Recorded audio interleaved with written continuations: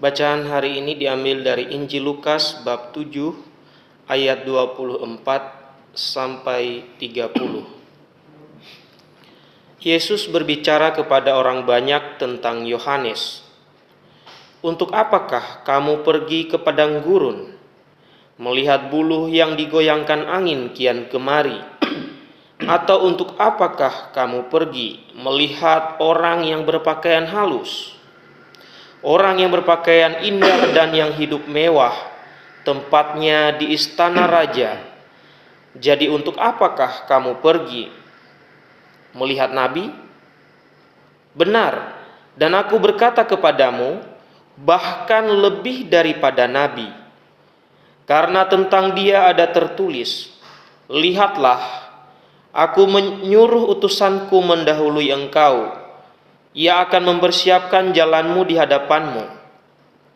Aku berkata kepadamu, di antara mereka yang dilahirkan oleh perempuan, tidak ada seorang pun yang lebih besar daripada Yohanes.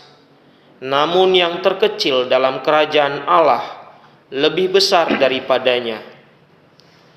Seluruh orang banyak yang mendengar perkataannya, termasuk para pemungut cukai, mengakui kebenaran Allah, karena mereka telah memberi diri dibaptis oleh Yohanes.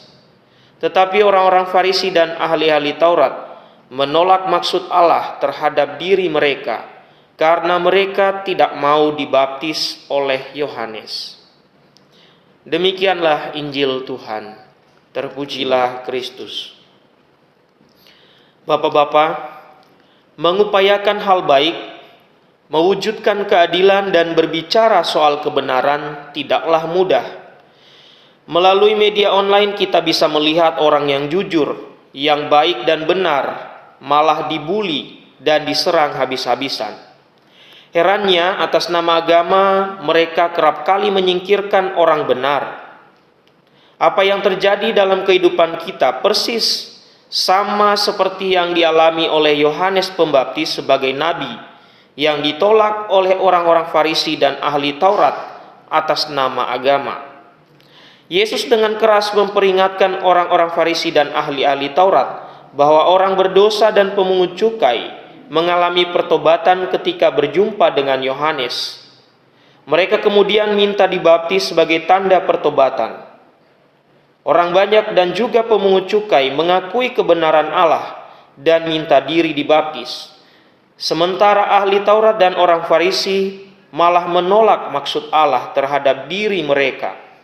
Artinya bahwa ahli Taurat dan orang Farisi yang paham akan Allah, tahu akan kebenaran, malah menolak kebenaran itu sendiri. Mereka dengan sengaja memisahkan diri dari Allah demi kemampanan status keagamaan mereka. Tidak heran kalau mereka menolak kebenaran yang dibawa oleh Yohanes Pembaptis maupun Yesus sendiri. Menghayati kehadiran Allah dalam hidup tidak lain adalah menyerahkan diri pada kehendaknya dalam pertobatan menuju kebenaran. Terbuka pada seruan kenabian dari zaman ke zaman menjadi syarat sebuah perubahan. Menjadi gagal untuk menerima kebenaran dan penyerahan diri kepada Allah kalau kita memiliki kepentingan diri demi sebuah kemapanan. Juga ketika kemapanan itu ada dan melalui hidup keagamaan. Ketika agama dan ayat dipakai untuk kepentingan politik dan kepentingan kelompok, maka tidak ada bedanya dengan kaum Farisi pada masa Yesus. Marilah kita meresapi sabda Tuhan hari ini. Marilah berdoa. Bapa yang baik, jagalah kami untuk senantiasa mendengarkan sabda putra-Mu dalam membaca tanda-tanda zaman, sehingga kami diubah karena kehendak-Nya sendiri. Amin. Allah